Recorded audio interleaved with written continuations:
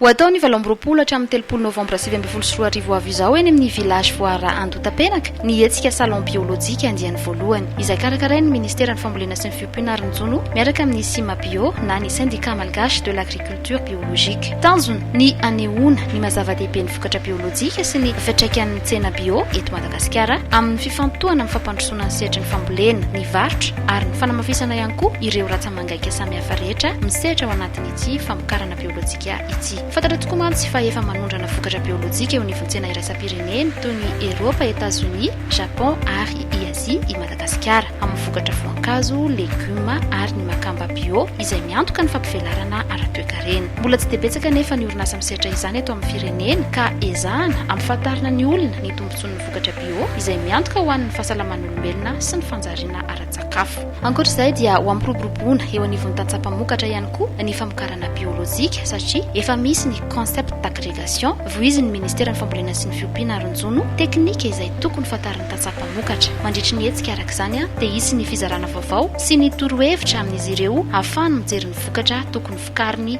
sy ny tsena idirany. Ny ty salon ty zany dia ahafahantsika mijery an'ireo zava-bitany orinasa malagasy eo amin'ny sehatry ny ara-biolojika moa zany dia ihany koa zany fotoana anankiray mba izarana ny tsirairay eto Madagasikara ny zany hoe fomba fiasan'ny ireo orinasa ireo fa ihany koa hoe inona ny mety zavatsoa hoentin'ny produit biolojika zany ho an'ny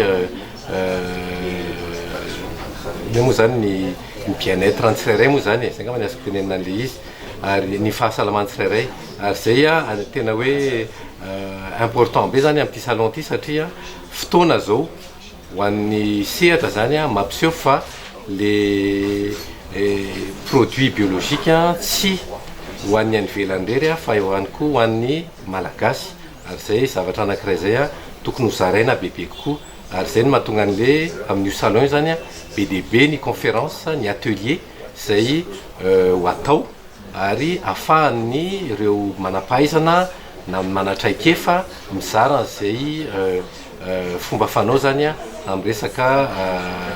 ara-biolojika. Marina moa fa efa misy ny lalàna mahakasika ny famokarana bio no volavolain'ny ministera ny fambolena sy ny fiompiana Arondjono miaraka tamin'ny Sima Bio mipetraka eny anivon'ny gouvernemanta sy ny parlemanta ary mandritra n'ity hetsika ity dia hisy ny atrikasa sy ny famelabelaran-kevitra manodidina ny mahazava-dehibe sy ny tombontsoa azo amin'izay famokarana biolojika izay. Fitsidika hatrany amin'ny 10,000 no andrasana ary maimaimpoana ny fidirana amin'ity hetsika salon biolojika ity.